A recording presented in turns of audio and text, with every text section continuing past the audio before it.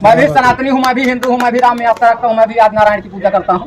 हाँ, मुझे तो नहीं दिखता है कि कहीं मुस्लिमों के दिलों में देश के प्रति नफरत हो। इस देश की आजादी की लड़ाई में हिंदू, मुस्लिम, सिख, ईसाई, महिला, पुरुष, किन्नर, हर वर्ग के लोग स्वतंत्रता की लड़ाई में साथ सम्मिलित हुए। जिस प्रकार से अंग्रेजों को हम लोगों ने खदेड़ा इस देश से, उसी प्रकार आने वाले समय में पूर्णतः पूरे भारत से हम लोग इन संघियों की मानसिकता है तोड़ने की, फोड़ने की, इस मानसिकता को हम खत्म करने की बात आपसे दावा कर रहे हैं। हम लोग पूरे भारत में वैचारिक क्रांति लाने वाले हैं। इसी के साथ मैं अपनी वाणी को विराम देना चाहूंगा। आपको उस कौम को घुसपैठिया बता रहे जो जंग आजादी में 3 दिन पोस्टमार्टम चला, किसी के पीठ पे गोली न मिली।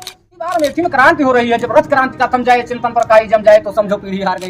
लोही मना होता है ताल, अमेठी मना होता है ऊसर, तो यहाँ के राजा होते देव के दूसर। अमेठी लोकसभा में 100 बूथ ऐसे हैं जहाँ भारतीय जनता पार्टी का झोला लेने वाला, बस्ता लेने वाला एजेंट। कौन घुसपैठिया?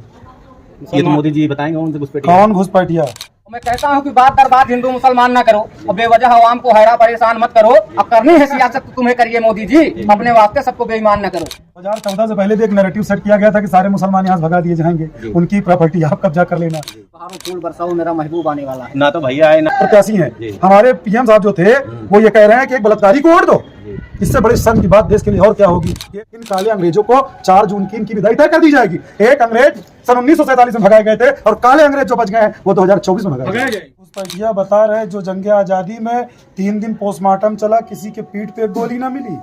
वो उनको घुसपैठिया बता रहे हैं कि 65 की जंग में पाकिस्तानी टैंकों को, अमेरिकी दिए भीख में पाए हुए पाकिस्तान के टैंकों को तोड़ फोड़ कर उनके जनाजे को निकाल दिया वीर अब्दुल हमीद और उनके परिवार को घुसपैठिया बता रहे हैं। ये मुस्लिम को घुसपैठिया नहीं बता रहे हैं, ये भारत में रहने वाले 140 करोड़ देशवासियों को सिर्फ लड़ाने का काम कर रहे हैं। उनके शब्द बौखलाए हुए हैं। घुसपैठिया क्या होता है? घुसपैठिया वो होता है जो देश का ना हो और किसी काम का ना हो। यहाँ का तो मुसलमान, यहाँ का हिंदू, यहाँ का सिख, यहाँ का ईसाई, जब भी देश पर आफत आई सबने है साथ निभाई, वो भी आज साथ निभा रहे हैं। इन काले अंग्रेजों को 4 जून की इनकी विदाई तय कर दी जाएगी।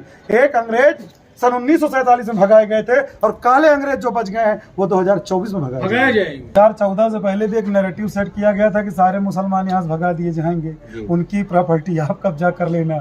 वो जब विफल होता दिख रहा है तो हमारे सीधे साधे देशवासियों को बरगलाने के लिए ऐसे तुच्छ मानसिकता वाले बयान दिए जा रहे हैं, जिसका देश के विकास में, देश के समृद्धि में, देश के मजबूती में कहीं से ये है ही नहीं है। देश मजबूत होता, हमारा देश एक गुलदस्ता है जिसमें सभी तरह के फूल लगाए गए हैं। भारत एक ऐसा देश है जहाँ पर सभी धर्मों के लोगों को रहने की, उन धर्मों के पालन करने की आज़ादी में संविधान देता है। संविधान बदलने की बात किनके नेता कर रहे हैं? इनके नेता कर रहे हैं। संविधान से छेड़छाड़ कौन बातें कर रहा? इनके नेता कर रहे हैं। अरे मोदी जी, आपको तो शर्म आनी चाहिए। ये बात मुझे नहीं कहनी चाहिए, लेकिन पूरे विश्व में प्रज्वल अन्ना का जो चल रहा है मामला, 2900 सेक्स वीडियो का चल रहा है मामला, उसका वोट मांगने गए तो कहा था कि ये इनको नहीं समझ लो, मुझे वोट दे रहे हो। तो क्या मैं मानूं कि जो व्यक्ति, जो अब तो वो भी पीएम नहीं है, अभी तो वो प्रत्याशी हैं, हमारे पीएम साहब जो थे,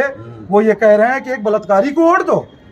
इससे बड़ी शर्म की बात देश के लिए और क्या होगी कि एक बलात्कारी का समर्थन हमारे यहाँ। आपकी बार क्या लगता है आपको? अमेठी उस जगह का नाम है जहाँ पर पहले हमारे बुजुर्ग कहते थे कि अमेठी में ना होता है ताल, तिलोई में ना होता है ताल, अमेठी में ना होता है ऊसर, तो हिया के राजा होते देव के दूसर।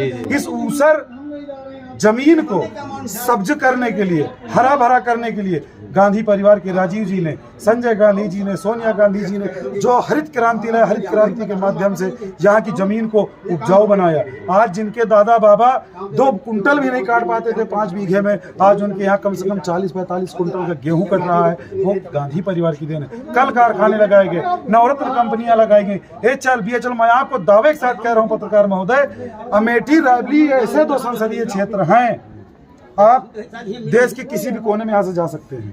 ट्रांसपोर्टेशन का इतना अच्छा जाल बिछाया गया। तो अभी पिछली बार चुनाव में क्या हुआ कि राहुल गांधी 50,000 वोट से हार गए? आप एक क्रोनोलॉजी समझिए जी।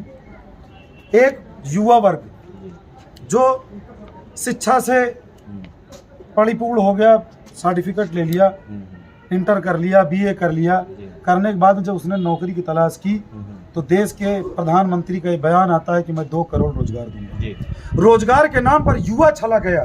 MSP के नाम पे किसान चला गया, सिलेंडर के नाम पर महिला चली गई, चीनी के नाम पर अमेठी चला गया। कुछ वादे इरादे ऐसे करके लोग आए जिससे लोग, कुछ लोग, सब नहीं, कुछ लोग भ्रमित हो गए कि नहीं लग रहा कि ये जो कह रहे हैं ये ईश्वरीय वाणी बोल रहे हैं, लेकिन उनको नहीं मालूम था कि इनकी जिब्हा पे शैतान बैठा था, सरस्वती नहीं बैठी थी, क्योंकि सरस्वती बैठ चुकी है राहुल जी की जबान पर। जनता को लाभ मिल रहा है। इसी को देखते हुए पूरे देश के अंदर अंडर करंट फैल चुका है कि अब इस बार इन लोगों को जड़ से उखाड़ कर फेंक देना है, क्योंकि इन्होंने देश को बर्बाद कर दिया। 2014 से पहले हम महाशक्ति हुआ करते थे, हमारी गिनती ब्रिटेन, अमेरिका और लंदन जैसे देशों से होती थी। 10 साल में वो हाल हो गया है कि हमारी गिनती भूटान, नेपाल, पाकिस्तान और श्रीलंका से होने लगी। कहाँ ले गए आप देश को? देश को आपने पीछे ढकेल दिया। देश को जैसे सन 1947 में लुटा फुका अंग्रेजों द्वारा चिथड़ा किया हुआ भारत मिला, इस भारत के हमारे पूर्व नेता बुजुर्गों ने जहाँ सुई नहीं बनती तो वहाँ परमाणु बनने लगा। फिर उसी देश को हमारी पार्टी, हमारे नेता, हमारे अग्रज सब मिलकर इस देश को फिर से शक्तिशाली बनाएंगे।